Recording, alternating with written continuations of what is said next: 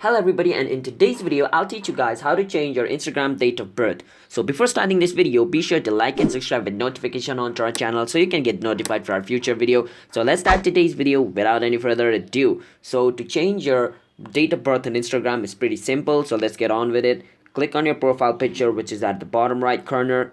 After clicking on your profile picture, this screen pops up, and when this screen pops up, then click on edit profile. And once you're in edit profile, as you guys can see at the bottom, there is called personal information setting, which is highlighted in blue. So click on it, and once you're over here, as you guys can see at the bottom, there is birthday. You can click on birthday, and after you're in birthday, you can just edit it like whenever you want. So I'm in January 1, so let me put in January 2, and click on the tick, which is at the top right corner. So after clicking on the tick, confirm, and boom, your date of birth has changed.